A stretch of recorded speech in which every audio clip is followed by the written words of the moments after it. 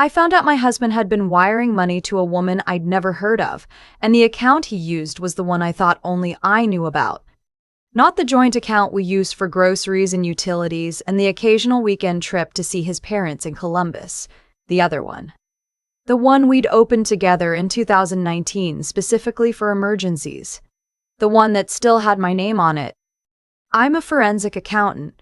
I've spent 15 years reconstructing other people's financial lives after they've fallen apart. Divorces, fraud cases, estate disputes.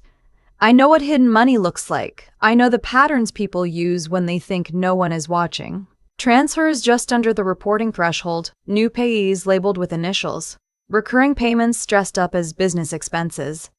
I had never once thought to look at my own marriage the way I looked at other people's. That's the part that still sits with me, even now. My husband and I had been together for 11 years, married for 8. He worked in commercial real estate, mostly brokering deals for mid-size industrial properties across the Midwest. He was good at it, confident in the way that made clients trust him, and made me, at some point, stop asking too many questions. I had my work. He had his. We had our routines, our inside jokes, our favorite restaurant on Maple Street where the bartender already knew to put in our order when he saw us walk in.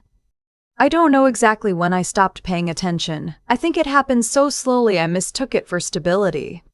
The first sign came on a Tuesday in March. I was reconciling our personal accounts, something I did every quarter, more out of professional habit than suspicion, when I noticed a wire transfer I didn't recognize. $14,000, sent to an account at a bank I'd never heard of, to a recipient listed only as N. Ashby. I stared at it for a long time.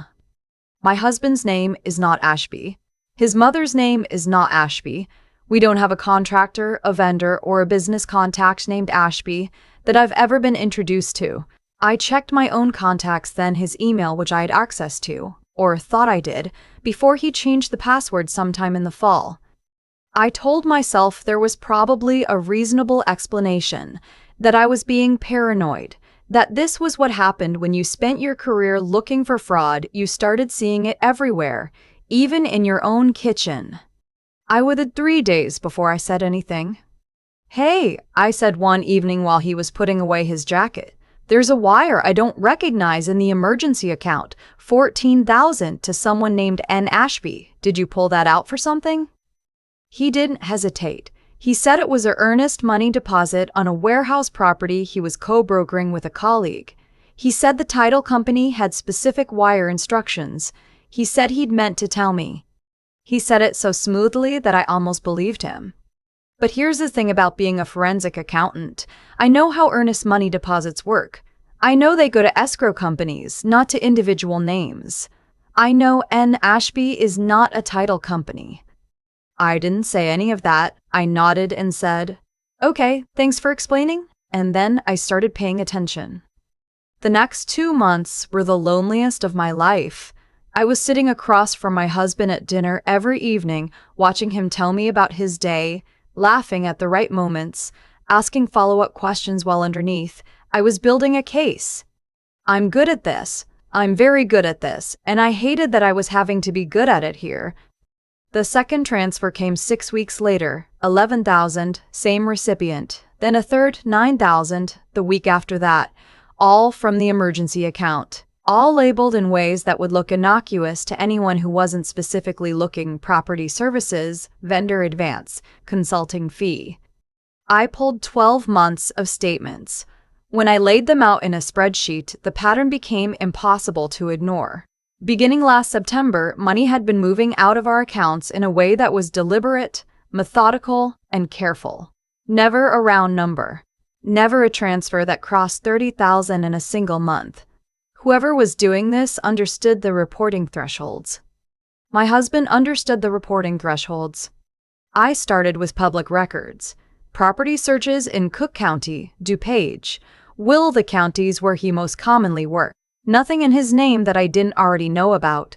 But when I searched for the name Ashby, I found a quitclaim deed filed the previous October for a condo in Oak Park, a 2-bedroom unit in a building on Marion Street, purchased for $287,000, transferred to a Naomi Ashby. I sat in my car in the parking garage of my office building for 20 minutes after I found that. Naomi. He had bought a woman named Naomi a condominium. I didn't cry.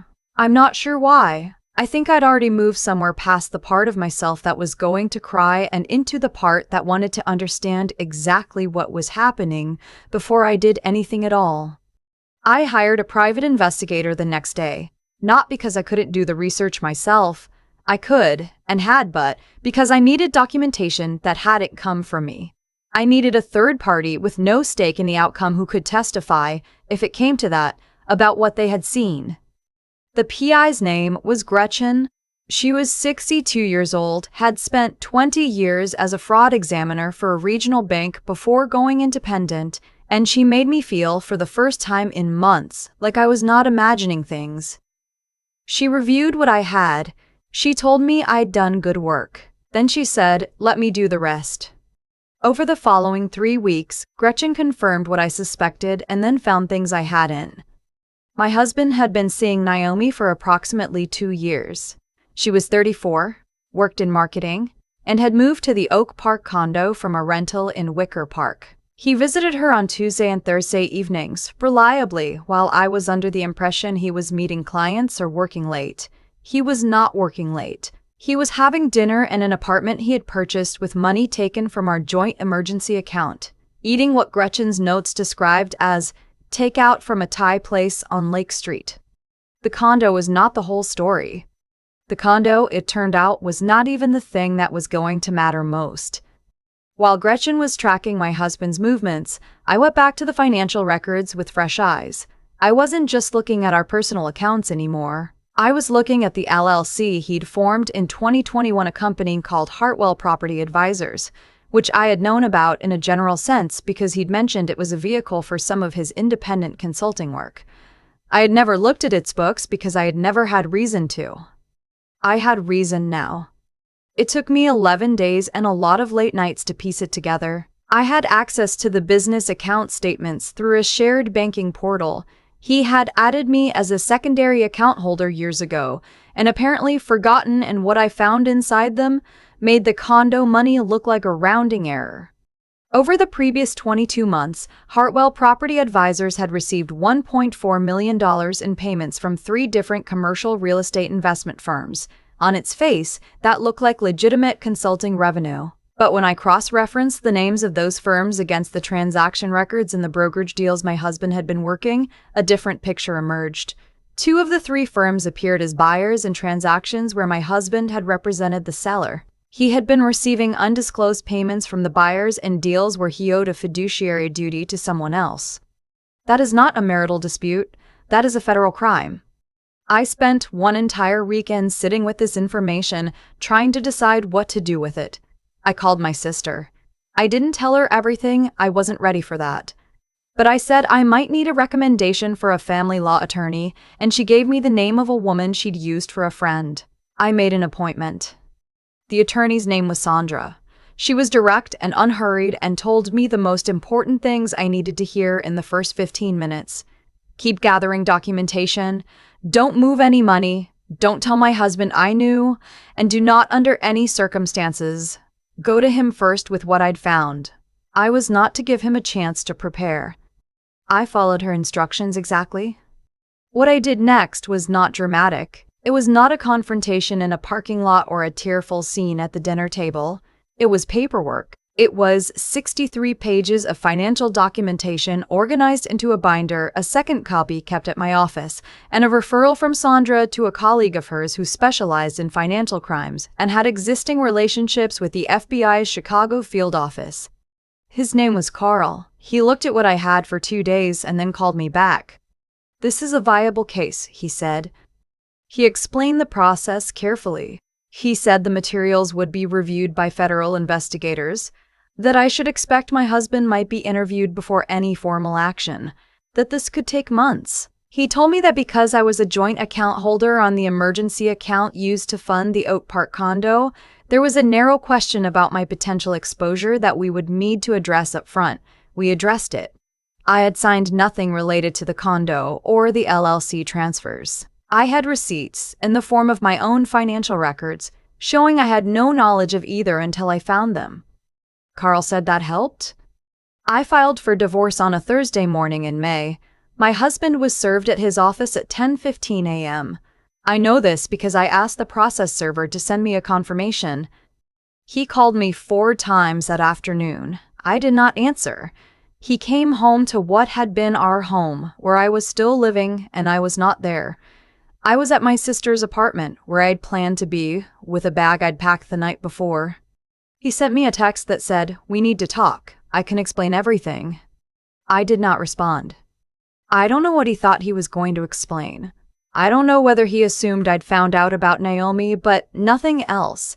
I don't know at what point it occurred to him that the woman he'd been married to for 8 years had spent the last 4 months building a case file. 3 weeks after the divorce filing, Sandra told me that federal investigators had contacted my husband's attorney. Carl told me separately that the investigation into Hartwell Property Advisors was active. My husband's attorney reached out to Sandra to discuss the divorce settlement. The conversation, from what I was told, was brief and quickly recalibrated in tone once it became clear what I had documented. There were things I hadn't expected to feel during this time. I had expected anger. I had expected grief. What I hadn't expected was the specific exhaustion of having been competent through all of it, of having done everything right, in the right order, in the right way, and still having to go home at night to an empty apartment and sit with the fact that my marriage had been a lie for at least 2 years, possibly longer. I had not expected to feel stupid. I felt stupid anyway. Not for missing the signs I know now, that the signs were hidden deliberately by someone who understood enough about finances to hide them from someone like me, but stupid in the way you feel when you realize you extended trust to someone and they treated that trust as a resource to exploit. That feeling takes time to move through. I'm still moving through it. Naomi, I eventually learned through the course of the proceedings, had not known about me, or so her attorney maintained, and I have no evidence to the contrary. The two of them were not, ultimately, going to ride off into the sunset together. The federal investigation made certain of that. She had moved out of the Oak Park condo by June. The property became an asset in the divorce proceedings. I got a fair settlement. Sandra is a very good attorney. My husband was indicted in September on 3 counts of wire fraud and 2 counts of breach of fiduciary duty under Illinois securities regulations. His attorney entered a not guilty plea. The case is still pending, and I have learned over the course of the last year that federal fraud cases move slowly, and that this is simply a thing I have to be patient about. I've been asked by friends and by my sister and once by a therapist I started seeing in July whether I'm angry at him. The honest answer is that the anger comes and goes. What I feel more consistently is something harder to name, a kind of clear-eyed sadness. Maybe, for the version of my life I thought I was living in wasn't. I still work in forensic accounting. I still sit across from clients and help them reconstruct what happened to their money and who made it happen and why. I'm probably better at it now than I was before. Not because I learned new technical skills, but because I understand in a different way now that financial deception is almost always also something else. It is almost always about control or fear or an extraordinary willingness to treat the people closest to you as if they are not paying attention. I was paying attention. I just didn't know for a long time that I needed to. That's the part I keep coming back to. Not the transfers, not the condo, not the indictment. Just the quiet, ordinary Tuesday in March when I looked at a number on a spreadsheet and felt, for the first time, a small and specific uncertainty and chose, this time, to follow it. There's a specific kind of grief that comes not from losing someone, but from realizing they were never quite who you thought they were. That's what I've been sitting with, not the rage, though the rage came, in waves, usually late at night, but this quieter, more stubborn sadness for the life I believed I was living while something very different was happening underneath it. I think about cause and effect a lot now. Not in a mystical way, not in the sense that the universe was punishing my husband or rewarding me. Just the plain, mechanical truth of it. Choices accumulate. Every transfer he made, every lie he told with a straight face over dinner, every time he looked at me and calculated that I wasn't paying close enough attention. Those choices stacked up into something that couldn't be undone. Not by charm, not by explanation, not by the 4 unanswered calls he made the afternoon he was served. You don't get to spend 2 years systematically deceiving someone and then ask for a conversation that makes it okay. What I keep returning to is this: integrity isn't the thing you perform when people are watching. It's the thing that stays consistent when no one is. My husband understood finances well enough to hide what he was doing from almost anyone. He had the intelligence, the professional fluency, the technical knowledge. What he didn't have, what no amount of skill can substitute for, was the basic willingness to be honest with the person who trusted him most. That absence is what unraveled everything. Not me, not Gretchen, not the federal investigators, him. And on my side of it, I've had to reckon with something uncomfortable too. I was good at my job. I'd spent 15 years finding financial deception in other people's lives, but I had let the comfort of a long marriage make me soft in exactly the ways I couldn't afford to be. I extended trust without verification. I accepted explanations without checking them. When I finally did look, I found everything, but I could have looked sooner, and I didn't, because I didn't want to be the kind of person who looked. I don't say that to blame myself. I say it because I think there's something worth understanding there. Being smart is not the same as using your intelligence where it actually matters. I had the tools the whole time. What I had to find, slowly and painfully, was the willingness to use them on my own life. The last thing is harder to talk about, but I think it's the most important.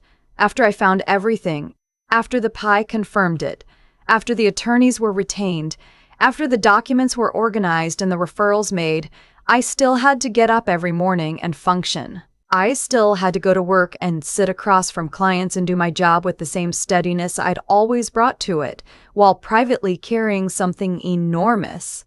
No one hands you a roadmap for that. You just decide, day after day, that you are going to keep moving. Not because it feels possible, but because stopping is worse. Sandra called it resolve. Gretchen, in her matter-of-fact way, called it professionalism. My sister just called it surviving.